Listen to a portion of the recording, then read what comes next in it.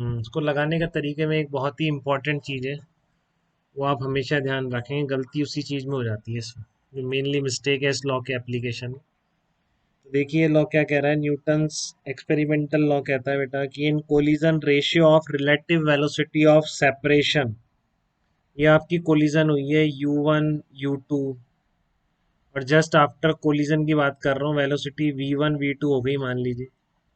ठीक है, तो न्यूटन ने एक्सपेरिमेंट करके पता नहीं कैसे निकाला उसने, जैसे भी निकाला हो, ठीक है, कितनी मेहनत करी होगी उसने, उसने निकाला कि ratio of relative velocity of separation of colliding bodies along the line of impact. ठीक है ना, ये सब वेलोसिटीज मान लीजिए along the line of impact है, ओब्लिक कोलिजन, इस तरह की कोलिजन भी हो सकती।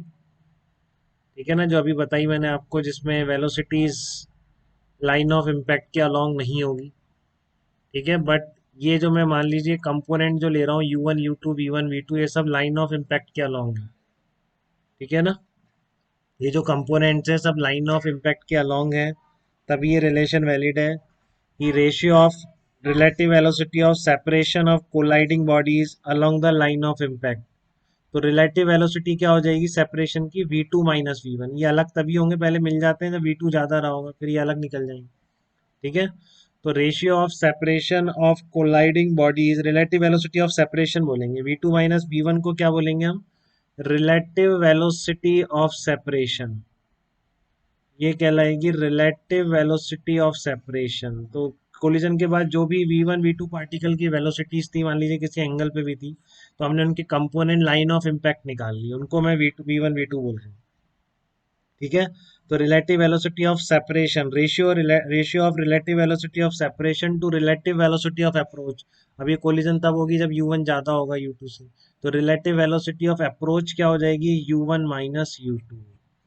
ये आएगा बेटा V2 ratio of relative velocity of separation upon relative velocity of approach, upon relative velocity of approach.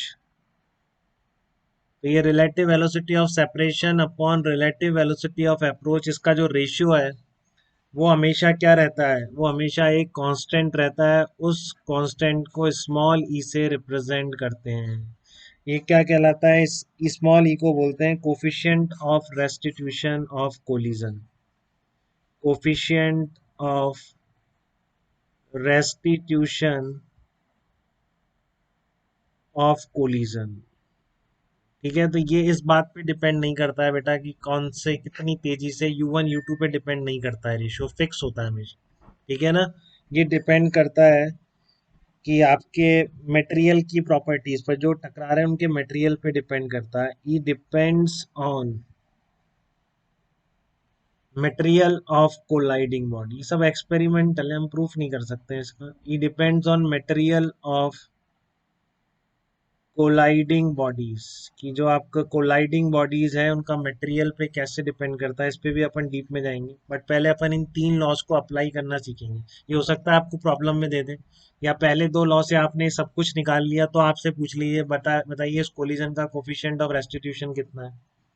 ठीक है, तो लॉ ये कहता है कि ये रेशियो हमेशा क्या रहेगा, relative velocity of separation upon relative velocity of approach, ये हमेशा क्या रहने वाला है, कांस्टेंट रहता है। तो आप जब भी इसको लगाएं बेटा, विद साइन लगाएं।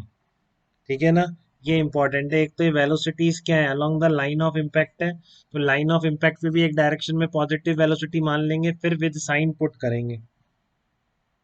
ठीक है, तो मैं इसको यहाँ कह देता हूँ, ये आपको ध्यान रखनी है इंपॉर्टेंट बात इस लॉ के एप्लीकेशन में, चूज वन डायरेक्शन पॉजिटिव, किसी एक डायरेक्शन को पॉजिटिव मान लेंगे लाइन ऑफ इम्पैक्ट के along, and apply the law, and apply the law along line of impact, apply this law along line of impact,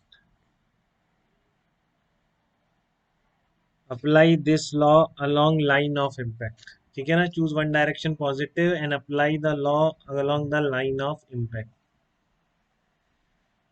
तो इससे आप कैसे क्वेश्चन करेंगे इन लॉ से, वो अपन धीरे धीरे एग्जाम्पल के थ्रू समझते हैं। ठीक है, बट बेसिक सारे कोलिजन की प्रॉब्लम्स में इन तीन के अलावा कोई चौथा लॉ कहीं से नहीं आ जाएगा। ठीक है ना, ये बेसिक लॉज हैं बिल्कुल। तो हम इसको अप्लाई करके देखते हैं। देखिए क्वेश्चन कर लेते हैं इसका पहले, कोलिजन का।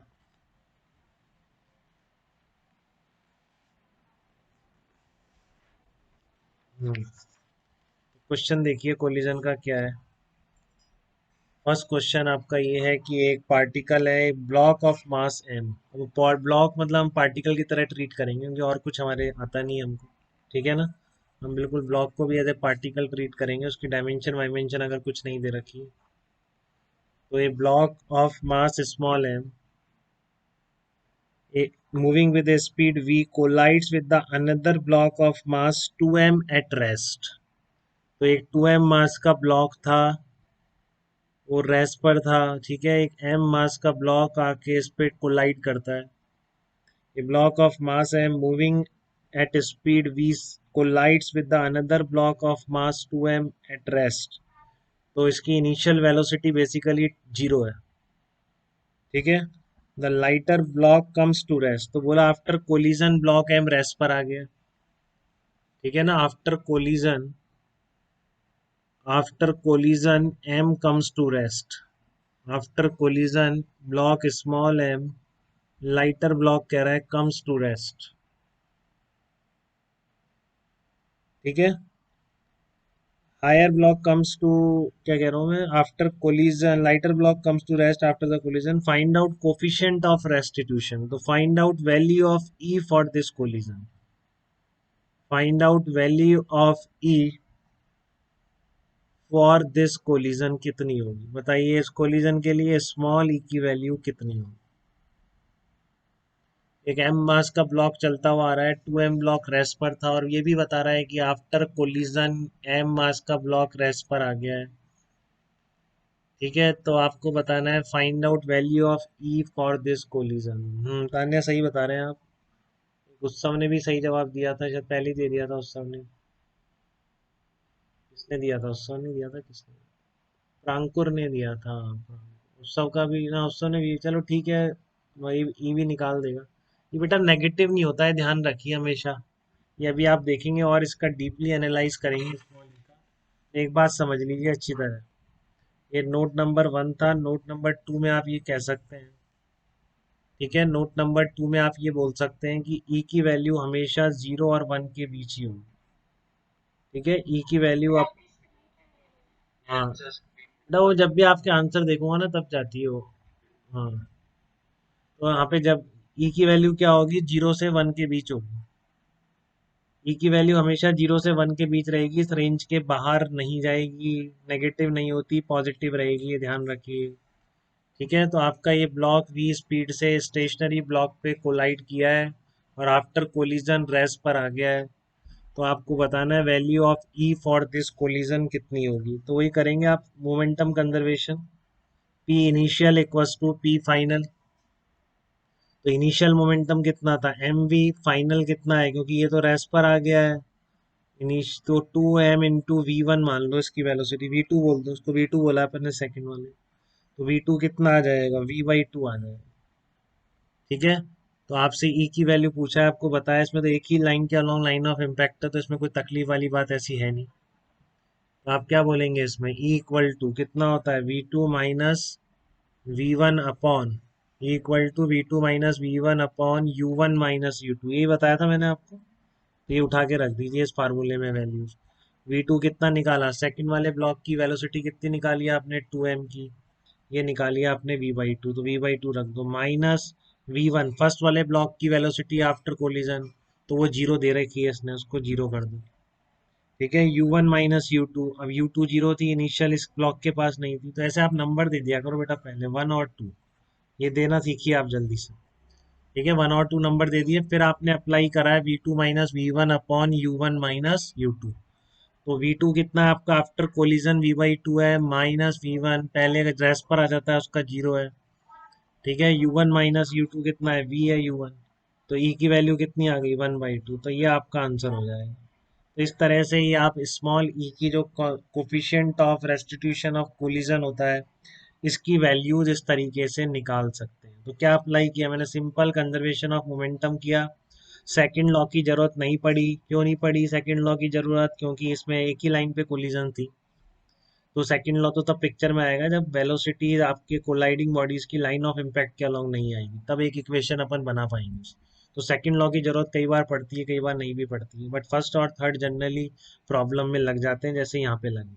ये फर्स्ट लॉ था लीनियर मोमेंटम ऑफ कंजर्वेशन, ये सेकंड लॉ था कोफिशिएंट ऑफ रेस्टिट्यूशन निकालना। तो इन लॉस के एप्लीकेशन में फर्स्ट और थर्ड में कोई दिक्कत तो नहीं आई बेटा आपको? यहाँ तक बताइए मुझे, कोई कंफ्यूजन किसी को थोड़ा भी?